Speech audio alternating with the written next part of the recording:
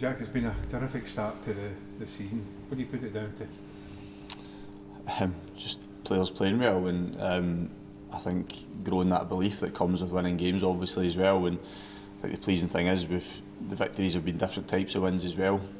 The performance level in terms of how fluid they've been has changed in the games, but our desire to win the game and then finding a way to do so has been really, really good. And still very early, but it's a terrific start for us. Do you notice the confidence lifting with each game and each result?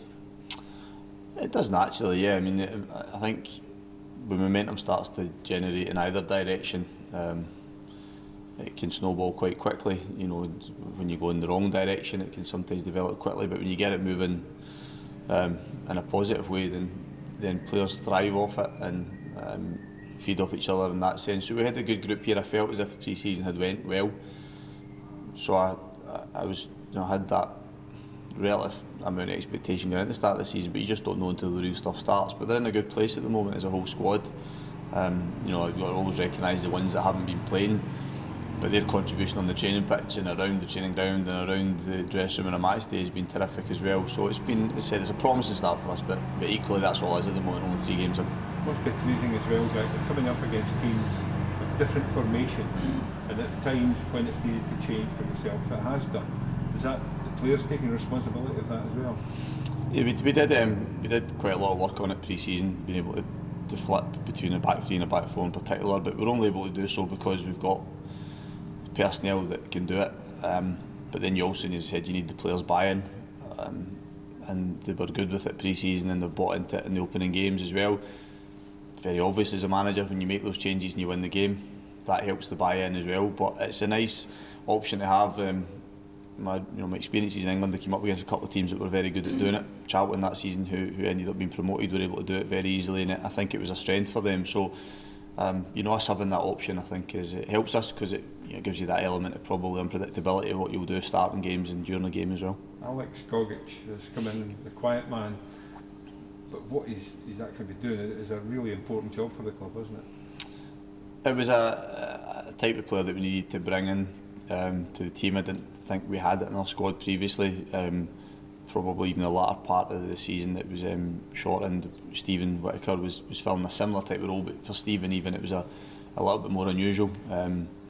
Stephen has so many qualities as a footballer that slightly different what Alex brings. So I think we've said often enough about identifying him very early and believing he was the right fit for where we were at as a squad, and I think he's shown that. I think he's helped bring out the best in other players. I think he's helped bring out the best in our defenders, and then I think he's helped obviously our forward going players as well. So in that sense, it's a perfect fit for us. Where are you with Ross McCrory? And Stephen Gerrard said that talks are ongoing. And what qualities does he have? Yeah. I mean, I know. Like Stephen spoke this morning and gave an update as to where it's at, and that is where it's still at, as I believe. And I still would prefer not to speak too much about Ross, just simply because until anything is concluded, if we can get there, then I would do so. But at the moment, he's still Stephen's player. He's still at Rangers. Hopefully there'll be a time where I can speak about him properly. But for the time being, I think discussions are ongoing. Let's talk about Motherwell then. What you made of them? They've had a difficult start, and Stephen said the other night that he's only played with 7 players this week. Yeah, he's obviously he was critical of his team in the aftermath of their draw, but a squad that on paper has a lot of quality and depth to it, and obviously they've added to that again with Stephen O'Donnell joining. So I still think they're very dangerous opponents. I know the start of the season hasn't been what they would have hoped or expected, but the quality they have, and as I mentioned, that depth and the options that they have, it makes it even preparing for tomorrow slightly more difficult, because there's probably a little bit of uncertainty as to what personnel will play in their team, because I think they've made changes thus far and they might do again tomorrow. But no, I expect still to be as difficult a game as it would have been last season, when obviously they were enjoying such a successful period. And David Turnbull appears to be finding his form again after a lengthy spell out through injury. Yeah, I think we all enjoy young Scottish players progressing at respective clubs and making an impact, and I think he's the timing of his injury was obviously unfortunate for him from his own personal perspective, but the fact he's came back and he's back playing regular football and then looking like he's returning to the form he was in previously is encouraging for him and as a country as a whole, because that then hopefully will have a benefit to the national team in years to come as well. So I think for any young player that suffers an injury or a relatively serious injury at a young age, it's pleasing to see him back. Since we spoke on Tuesday night, Jack, the joint response group again have issued some guidelines and notices, and indeed there may well be some penalties for players and clubs now.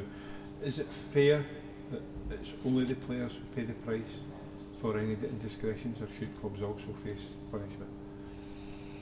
Well, I think it would depend on what the club is viewed as doing. I think if the club is viewed as doing everything correctly, so if the joint response group feels as if they're regulating that and they believe they're doing everything appropriately, then I think it's difficult to apportion blame to the club, because I know other managers spoke about how you affect what every individual player does 24 hours a day. So I think if the club is meeting all the criteria and doing as much as they can, then I think that onus then falls upon the individual player and to have that responsibility.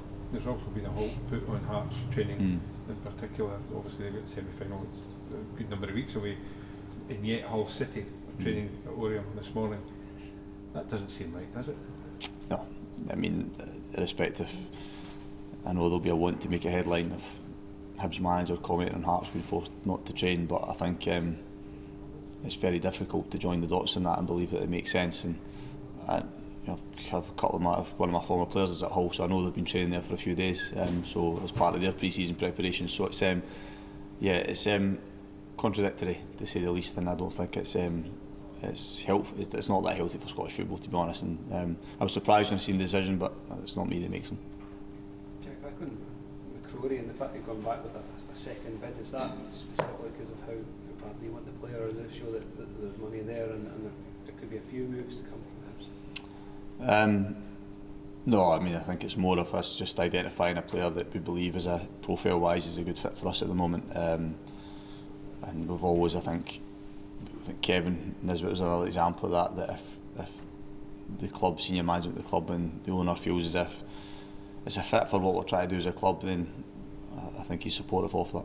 Does the start that you've made, does it make discussions with the owner about spending money on players that bit easier? I suppose probably Ron would answer that better than me, but I think it always helps when you're gathering winning momentum, and I think I mentioned last week about strengthening when you're in a good position is always good as well. But beyond that, I do think that the conversations I've had with him for quite a while now is about having an identity for us and looking at how we'd move forward as a club, and mentioned the previous answer about having a profile of the type of player we want to bring to the club and what they can do on the pitch for us and what they can do in the future, and that was why Kevin was always high up our list as well.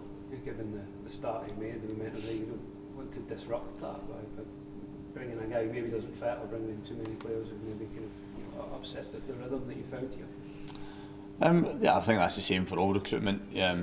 You want to ensure that they'll strengthen you on the pitch and around your workplace on a daily basis. So as always, we will do as much homework as we can and try and ascertain what that person will bring. There's always a domino effect in football as well, and quite often the recruitment of one can influence movement in the other direction, because all along we've talked about having a skinnier squad this season, and we've got that at the moment, and I've liked it, and we want to continue to have that. So there's a juggling act in that respect, but I feel as if we've done it successfully so far, and we'll look to continue to do that between now and the window closing. Any injuries, concerns?